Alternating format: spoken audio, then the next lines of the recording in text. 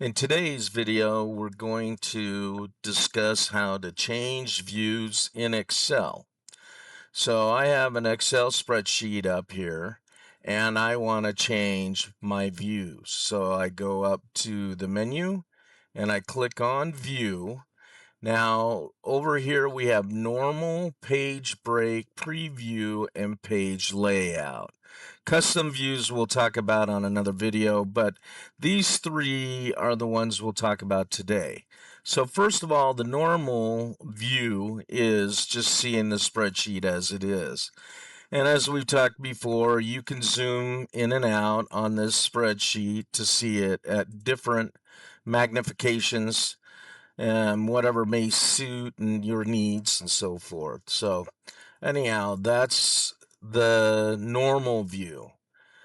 Another one here is page break preview. So if you wanted to have page breaks and force your breaks to occur at certain locations, this shows you page 1, page 2, then page 3, and page 4.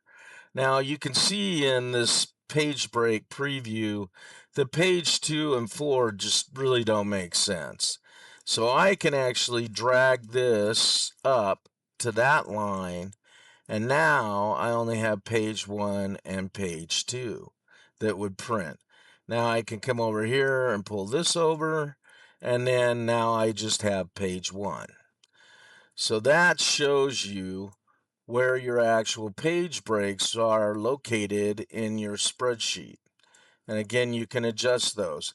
Now go to page layout, and that'll show you your pages that will be printed when you go to print.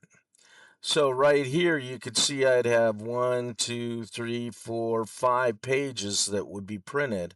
And if I went back to page break and I adjusted those like I did previously, I go in here and make those changes, and now I go back to page layout. I still have 3, and that's just because characters extend outside my spreadsheet. But my page break, when I go to print, will only print this first page. So I hope this has been helpful and that you have a great day.